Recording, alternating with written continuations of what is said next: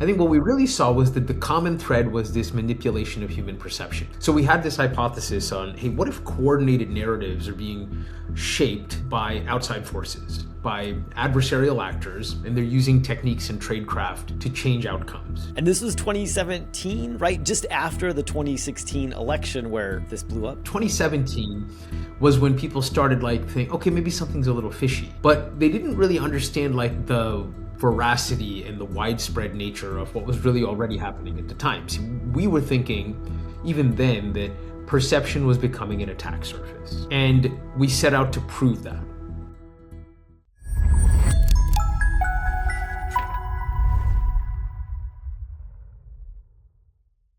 In this episode, I talked to Wasim Khaled, the CEO of Blackbird AI.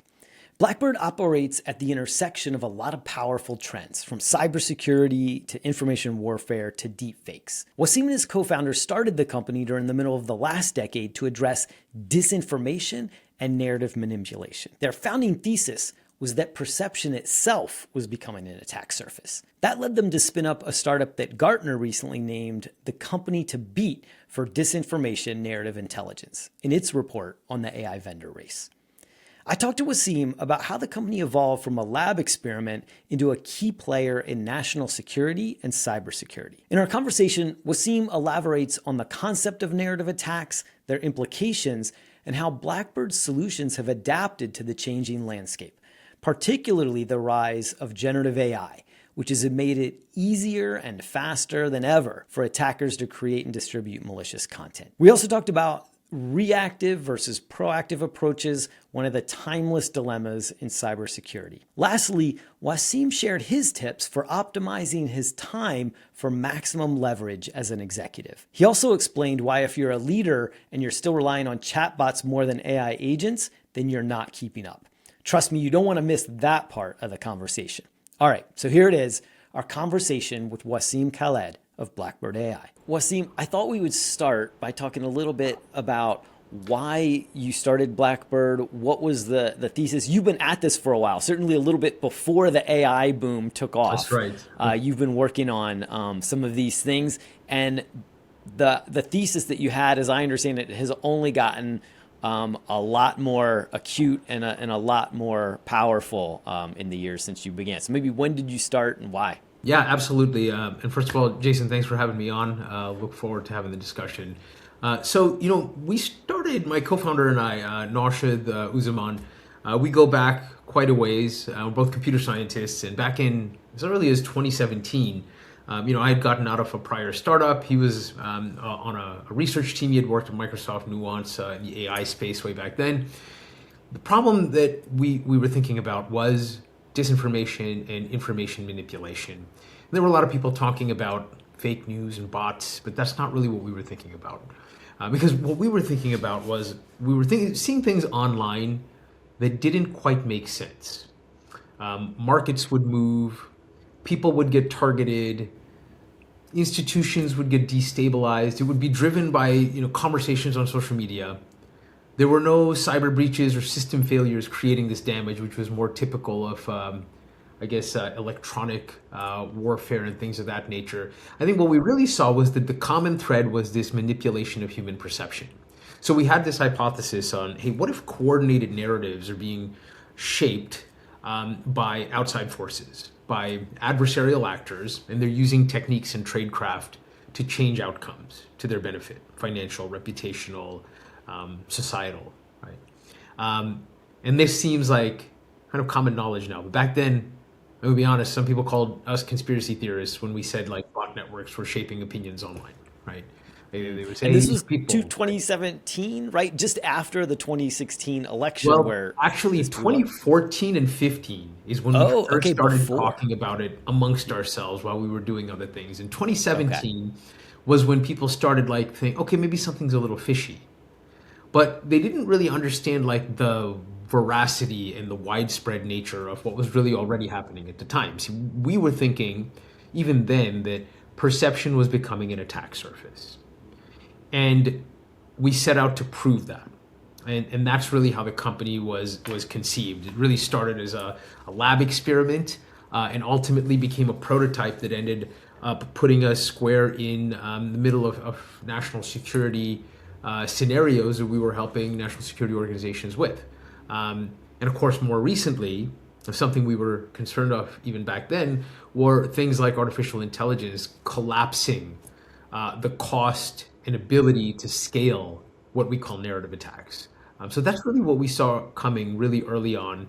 And in some ways, it's unfortunate to say that we were correct in where those things were going to go in the future. And today we find ourselves in wholly manipulated realities online. Yeah, wow. So there's so much to unpack there, Wasim. I mean, that's a lot of history to get you here.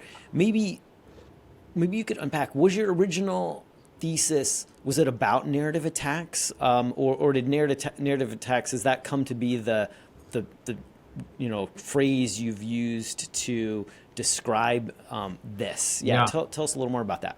Absolutely. I mean, one of the things that are still sometimes a problem in this kind of narrative intelligence category, as it's starting to get named today by Gartner and others, is that like there really wasn't a name, there really wasn't common terminology to describe this kind of attack surface. It's kind of like once upon a time there were no words for like ransomware, right, and things of that nature. And so we were looking at all of these different symptoms within the information ecosystem, risk signals, we used to call it, information manipulation, and there's still a lot of different terminology for it, cognitive warfare. In Europe, a lot of them call FIMI, foreign intelligence, like manipulation, things of that nature, right? Narrative attacks actually was something that's only about 2.5 years old.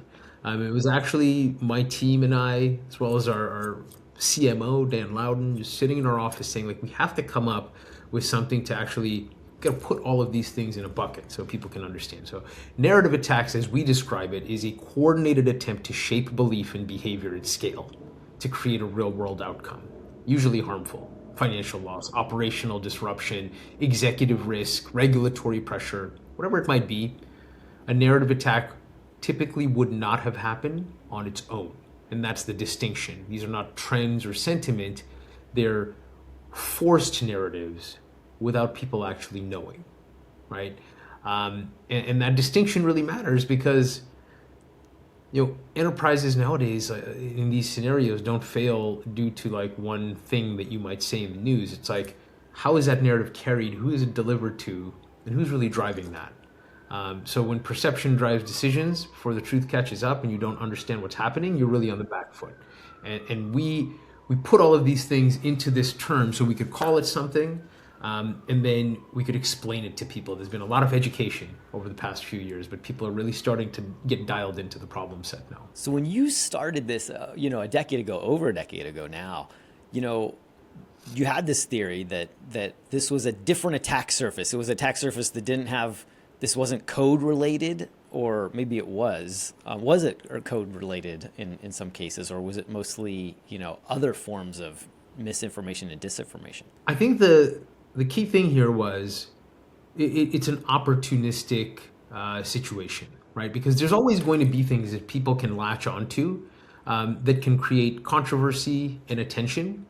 And I think the threat actors that are out there today, they wait for anything. Sometimes it's something very small. And they use these things, these opportunities, to almost create like a lightning rod for their purpose. Sometimes that lightning rod, it goes through a company, because by using a company, you can draw attention to it, especially like, say, a Fortune 10, Fortune 50 company, or a person who is, high visibility, right? You can use those entities, those people, those organizations to drive a narrative attack. You could have a short sell on the other end of that narrative attack.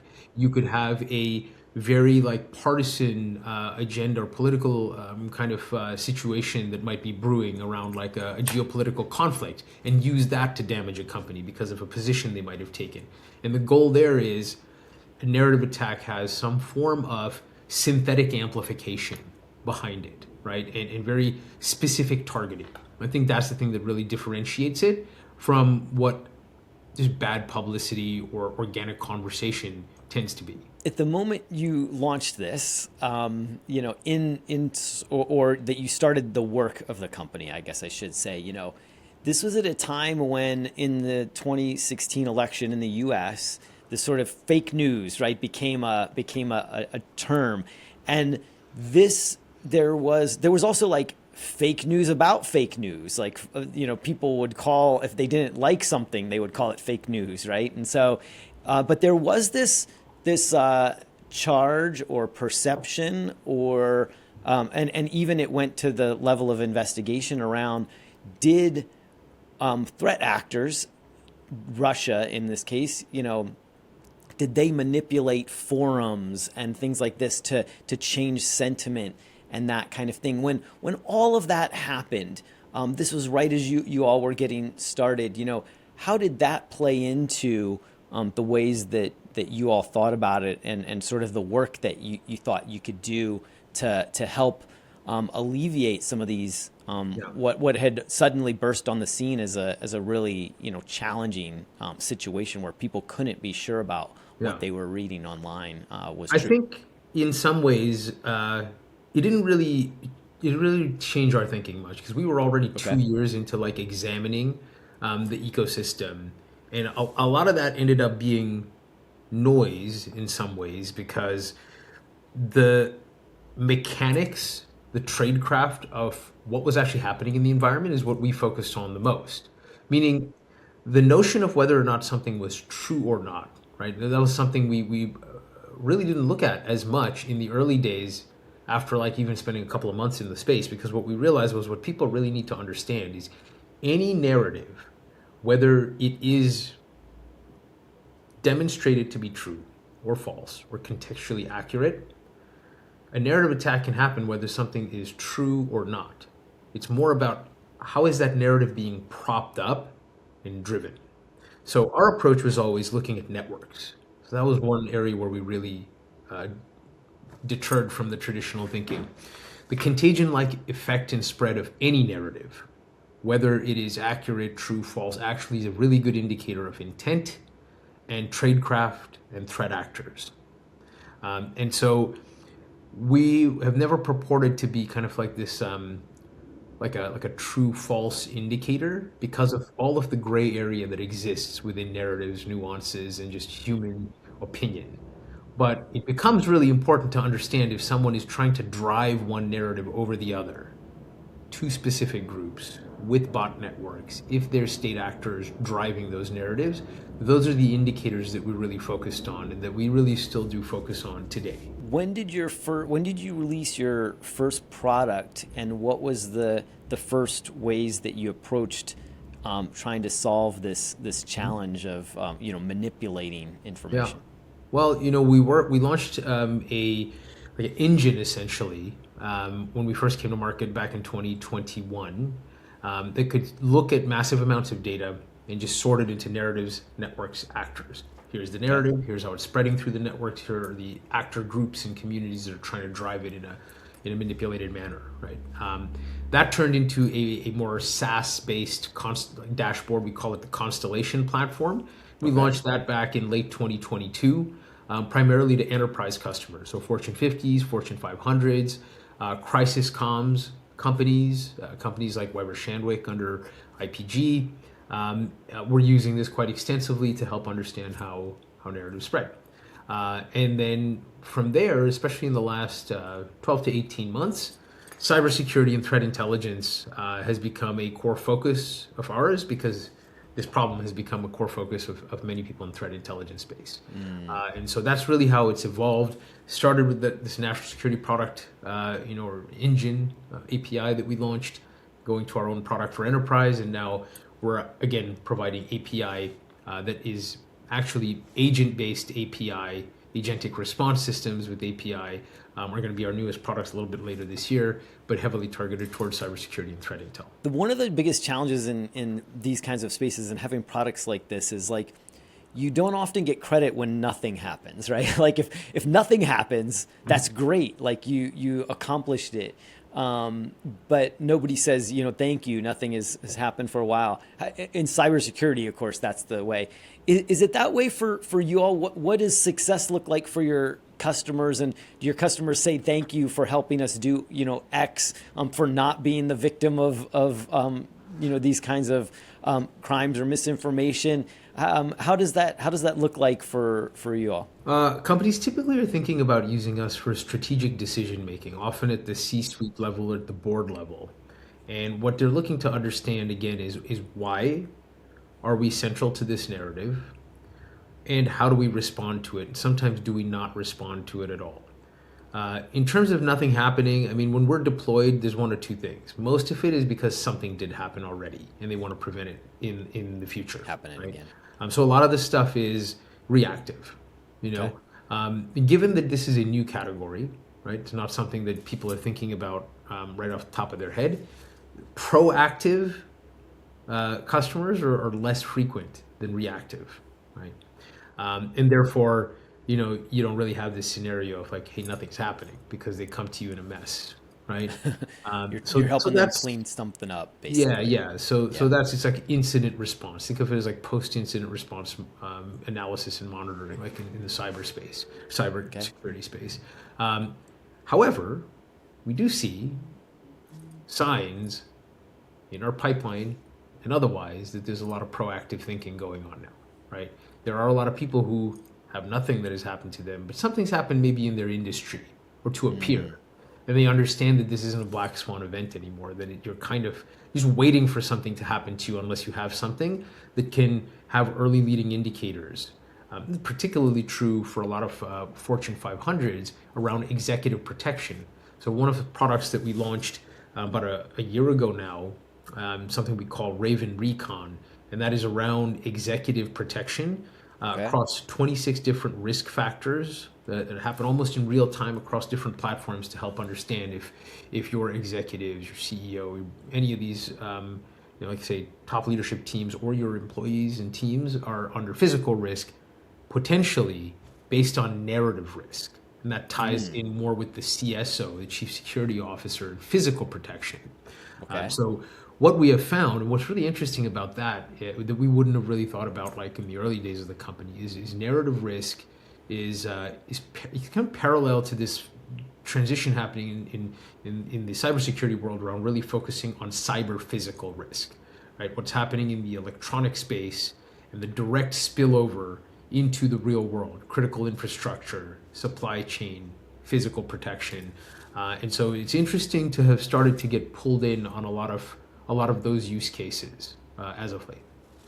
Is that when you say physical risk, like is that you're seeing digital signals that could relate to a fact that a person, like an individual, might Correct. be at risk of attack or manipulation?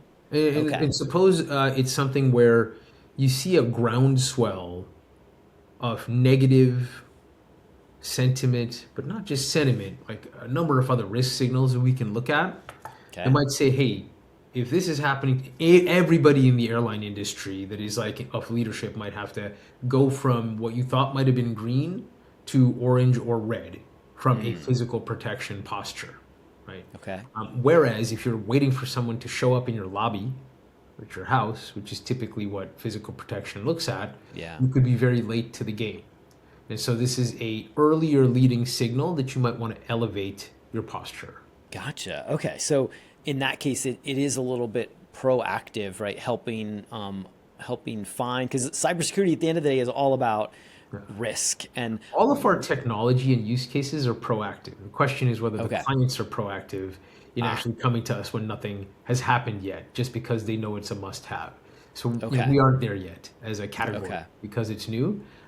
It is more reactive. So yeah, that makes sense. I heard somebody recently describe in the cybersecurity industry the act of investing in security solutions as buying down risk, and I thought that was a very helpful way to talk about because sometimes it's a challenge to if you are bringing a solution to a company to sell them on the ROI, right? But if you think of it in terms of buying down risk, I wanted to get your thoughts on that. And what are some of the ways that you talk about this when you are bringing the solution to maybe some of those more proactive folks that aren't in a state of of maybe emergency where they're like, okay, this happened to a peer or it happened to us, Yeah. and we need to protect ourselves. I would love to hear about how you Yeah. all talk about that. It's become easier as of late, right? And it was hard 5 years ago, right? And the reason is, um, unlike today, back then the world wasn't printing case studies every single day, right? Today it's a bit easier, and you have third party, validation of the risk. So I just give you an example. I mean, so Gartner, who is more kind of started packaging this as narrative intelligence category, and they probably have like a dozen now reports around this space, have dropped a couple of statistics that are, I think, really eye-opening that we often convey from an education perspective to clients. One is that they have dropped that by end of 2028, there'll be approximately $500 billion in damages as a result of disinformation, misinformation, narrative attacks. The 30 billion will be spent against misinformation, disinformation, and malinformation by end of 2028. And that constitutes almost 50% of the Fortune 500 investing in this, whereas it's less than 5% today. And that's some really fast growth given we're talking about a 2-year horizon. A lot of that, again, is the compressing cost of being able to run these narrative attacks via agents and things of that nature. So that whole paradigm is shifting in terms of how much damage is being done. You can look at just like, I mean, I could think of like one company that due to narrative attack, series of narrative attacks, lost $20 billion plus in market value on their own, right? And never really recovered, right? The average CEO or CISO that we speak to for very large companies say that a successful narrative attack can hit their market value as much as 25%, right? And you think about like the scale of those companies, how much shareholder value it potentially lost. So these, kind of third-party facts and figures, and the fact that these things are actively happening and they're visible, I mean, that's really some of the key things that weren't around like 3, 4, 5 years ago, right? So that's one thing that we often convey is like, and then we also convey through use cases and abstracted stories of what we've seen. How does this typically play out? And what does a world look like where you don't have the right tools to see and mitigate narrative attacks versus when you do, right? Being proactive on these things can save the company, and in some cases can save lives as well. Very good. So I'm sure you have some case studies and probably companies you could talk about, but if you want to keep it more broad, you can. But give me an example of like a company that had something happen to them that had this level of impact, and then what did you do to go in and help them proactively become better sort of fortified and sort of buy down their risk around these I mean, kinds I of can issues? generalize one particular use case that has happened to a lot of different customers. Okay. In fact, like a number of banks that we work with had a lot of these, had a lot of boycott and activism groups, some pretty gnarly ones as well, meaning like potential physical threat to both infrastructure and people. And it often started around, political or geopolitical positions around many of the conflicts that are happening around the world, right? And those led to the physical riling up of like in-person confrontations. And so being able to understand like what that footprint looked like, whether there were potential state actors whipping up all of that, like are these real people that are this potentially angry or galvanizing, organizing online, or are they actually synthetic to like make us go in this direction or make a statement that further then gets us embroiled with the real people that care about these issues? See, a lot of this is about subterfuge and making an organization go in a direction that the campaign wants them to go in. Now, you take the bait and you actually go into that direction, you could like step on landmines that the others want you to, the threat actors or adversaries want you to step on, and that creates a further problem. So in this case, if I just think of one particular bank, we were able to understand that this particular thing that's happening that you're about to respond to bring much more focus and attention to the problem, is actually going to move on in 48 hours because based on our look at the network graph and looking at other things that have happened with this same group of actors, it seems like they move on if you don't engage. If you do engage, you're about to become majorly embroiled. And sure enough, they changed that strategy and they were able to avoid potential major issues. There are other times where companies have actually thought about pulling out of entire countries over various things of this nature. And then you find out that 95% of this chatter is like state actor driven bot networks. So suddenly you're like, oh, my audiences actually are not upset about this at all. So why should we exit? And that was another scenario where a company made a decision on our platform in hours, and it was a multi-billion-dollar decision that they would have lost otherwise listening to the chatter, right? Which other systems can't differentiate. Talk a little bit about those different solutions, because it sounds like this is now a suite of solutions that help companies approach some of these very challenging problems, and where there are especially now AI tools that can help you manipulate a whole network of chatbots that can help you create, false looking, or sorry, very real looking false information about you and those kinds of things. So what are you all doing to work on those very different set of challenges? The challenges, they're just evolved. The medium and the execution of them has changed, right? And the ways in which we address it through our product suite has not largely changed because we've been looking at the same problem through this lens for a while. So what I mean by this is, when we first started, teams of humans were still generating content and creating content, retweeting, sharing in networks, things of that nature, through a lot of collaboration in the way a creative agency would, right? I mean, people, time, money, know-how, cultural resonance, et cetera, right? Now, all of those teams, state actors, risk, I wouldn't say risk, but like basically threat actors, just in general, right? Yeah.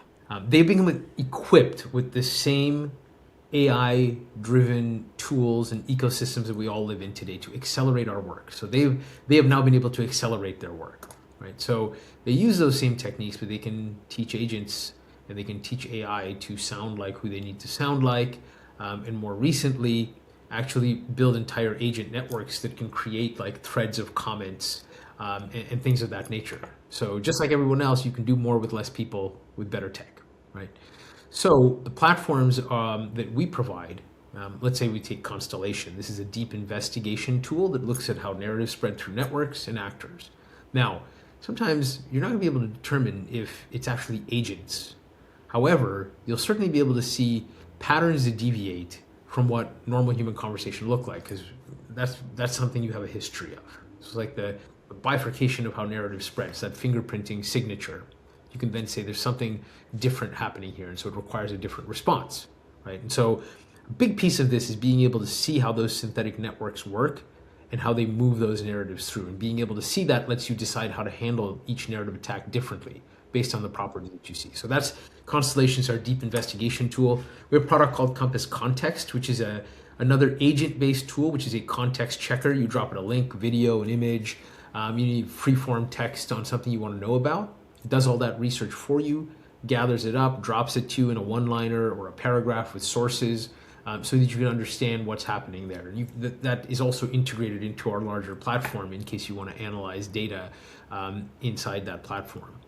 We have something called Compass Vision, which detects deepfake images, synthetic videos, and it also lets you see how those deepfakes are involved in narratives that can create impact, which is how we have a bit of a different twist there on how we think about synthetic media, because it's not just about whether it is synthetic media or not.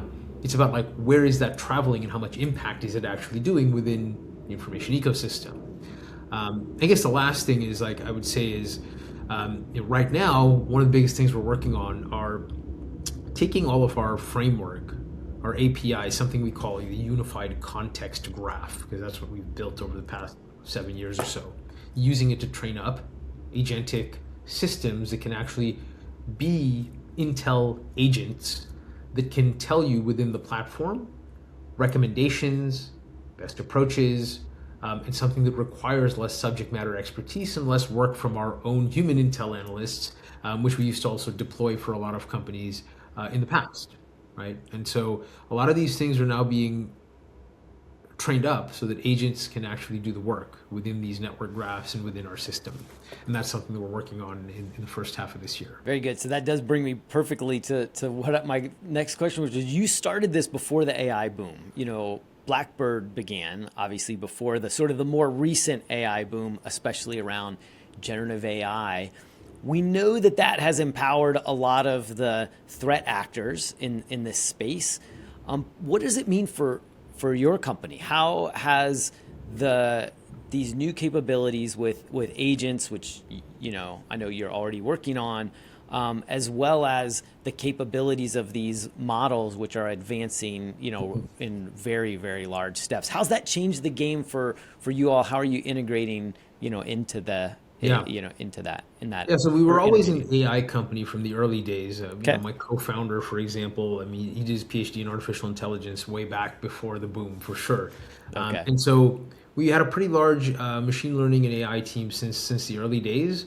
I think the biggest difference is using some of the more powerful tools to accelerate work across the company has been probably the biggest game changer for us, right? So using tools to be able to do the work of like 5 engineers with 1 engineer, helping the product team do things on the product development side they never would have been able to do before. And across every division, we use agent-based research, some of our own, some external, to just make everyone faster, sharper, and smarter. And so we have a big push to use agents to not have to redo anything, in the company. Like create those skills that you can offload to agents and get your Iron Man suit so that you can accelerate in the way you need to keep up with the adversarial space too. So I think it's just us being in the space means you have to really entrench yourself in those tools for acceleration and precision. I think the only other thing though is technology handles speed, scale, modeling. Humans still have to handle, especially for critical use cases like what we do, judgment, final messaging, and trust building, right?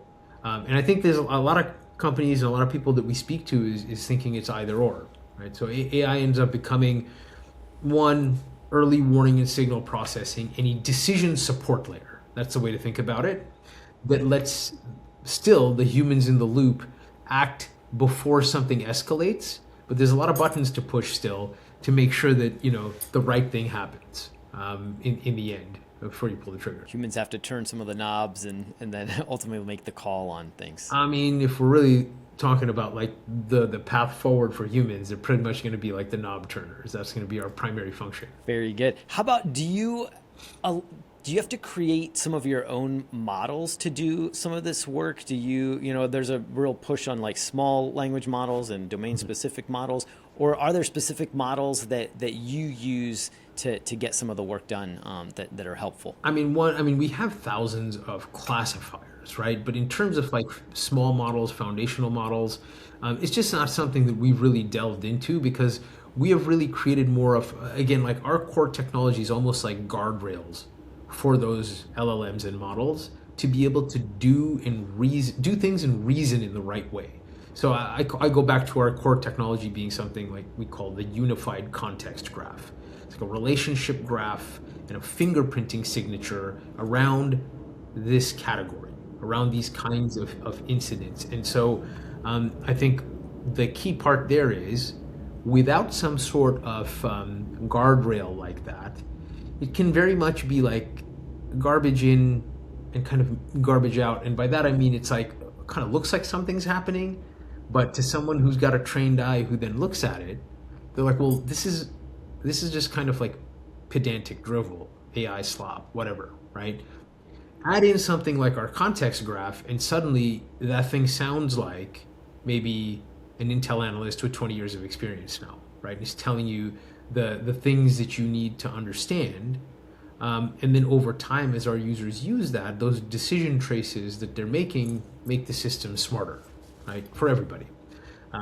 So that's the best way to think about that. So your systems have to be able to look at any model and really irrespective of the technology or those things. It has to be able to evaluate what the data that's coming out of any systems. I think like most companies kind of have a model selector right now anyway to swap out the core foundational model, right?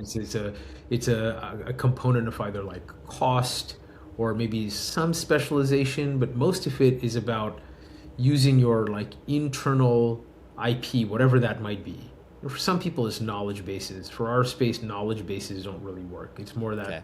that knowledge and context graph, which creates the guardrail that you really need to reason in the way that you need to create value on the output from a narrative intelligence platform. I'm glad you brought up cost, Wasim, because this is one of the things that I hear a lot from people working with the models is like, it's so expensive that, and you're making a lot of API calls to models. You can run up the costs of that really quickly, and it can become a real cost center for your business. Essentially, the AI inference cost. Have you seen that? And you mentioned having to use different models because of cost as well as other things. Is that something that you all have seen in terms of working with these technologies and putting them to work in what you do? You just have to be really smart about putting the controls in place, and best practices in terms of like token usage and alerts around token usage, and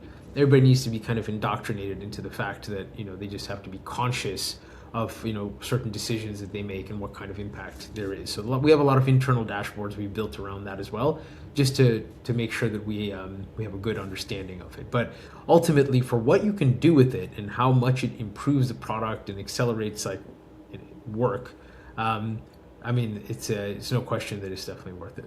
Makes sense. Yeah, no, that's great to hear. It's interesting as I think about that, some of the companies that are doing a lot of the work around that and doing some of just what you described too, like putting dashboards in place for understanding, your AI costs before they get out of control. A lot of them are based in New York. So it made me think about that because you all are based in New York, although the company you were at before Blackbird, your previous company was actually based on the West Coast and Asia. Talk a little bit about having an AI company and a startup in New York. Was that a conscious decision, and is it working out really well? Yeah, absolutely. It was definitely a conscious decision. I mean, my co-founder has been in New York for some time. I was in upstate New York for a while, really during the pandemic. But yeah, last company I was kind of all over the place on a regular basis. New York was where I wanted to have this company just for a number of reasons. One was client base, right? Between comms and finance, right, which are two key categories. First, this was a place to be. I've always been a Northeast, really somewhere in New York person, I just think like what I saw from the tech scene in New York was really vibrant while still having a lot to do, right? Because it's just from perspective of where do we want to attract people, and what kind of people do we want to attract to the company, right? Just the culture component of it was a big piece of it. I think it was really funny is I was invited to this event, the 30 years of Silicon Alley, which happened just on Friday night here in New York, and it's funny. I think like I don't know how many people they had invited to this thing. I think it was like several hundred. Okay. But like I think like 1,600 people showed up, and the fire marshal actually shut the thing down for like an hour because they didn't know what was going on. But like what that tells you though is like that tech scene in New York is like it's very different than it was like even 5 years or 10 years ago, right? And so I thought that was really interesting. The scene here is becoming like really, really pretty hot, like compared to like most other cities. I think there's a big discussion going on right now on the New York versus San Francisco decision, right? So yeah, I love having the company here. Our team loves having the company here. We're a very in-person company. We have our offices in Midtown, and it's just like the energy helps for sure. Yeah. It's your HQ. Is the vast majority of your team still in New York? Do you also have an office on the West Coast or anywhere else? We have an office, a small office in Singapore, actually. We have Okay. an APAC business that we're spinning up there, have been spinning up for the last couple of years. Our entire C-suite practically is here in New York, and the team keeps getting bigger. And I have a bias for hiring in New York now as well, just because it's great to make use of the office space and have that collaborative feel. Otherwise, I think we're never going to be a everyone get back into the office type company. We've always been hybrid, even before it was a thing.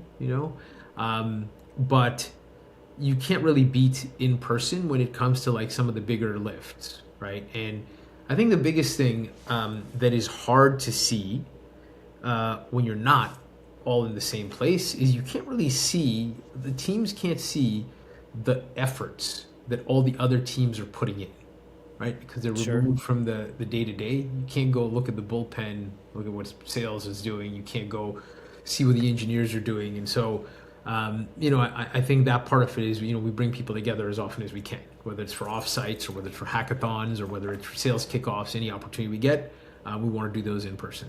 One of the things people love to ask CEOs, because of the diversity of the ways CEOs spend their time. Like, I'd love to ask you, what do your days look like? Like, how do you spend your time? What are some of your top priorities? Yeah. What are the ways that you think about moving your company forward in this landscape that is evolving so rapidly, especially in the space that you're in? I'm also pretty fortunate to have like a really incredible chief of staff that I've been working with for 4+ years, and that also helps in keeping my time monitored in terms of how I manage my time. And it's all about leverage, right? So the thing is like, how do I utilize my day, my week for maximum leverage? Which means, like, I just give an example. Like, so my typical day starts like 3:30 in the morning, right? I don't require much sleep. I never have. So I do all my deep work between like 3:30 and 7 a.m., right? That's like Okay. reading all the things that everyone in the company or external needs to tell me. Maybe reading notes on a podcast I might have to do later in the day. All that stuff gets done in the early mornings before I have all of the meetings and the Zooms and the questions and requests. We have Thursday no meeting days, no Zooms, no meetings unless you have something that's very important. Let everybody do their deep thinking, deep work.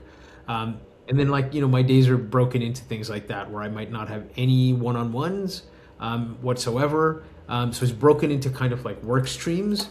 And, again, my chief of staff and I, we think about like energy levels as well, right? Like, okay, if 9 to 12 energy is high, then you do that, like the brainstorming and the soundboarding and the decision making, and then you save emails and Slacks and everything else for the latter half of the day, right? So I think like if you don't do things like that, you can't really create leverage, right? You're kind of just doing all things all the time as they come, and so some discipline's necessary there. All the tricks and trades, calendar blocking, using AI agents for roll-ups on information, and it's a big piece of it, to make sure, at least for me as a CEO, I'm always thinking about what am I missing, what more could I have squeezed out of the day or the week, and so we even review at the end of every week, literally on a pie chart. Okay, here's like personal time, one-on-one time, external meetings, commercial, deep thinking. Like, how do we do this week, right? So yeah, that's something I'm a little bit very specific about to make sure that the time is leveraged.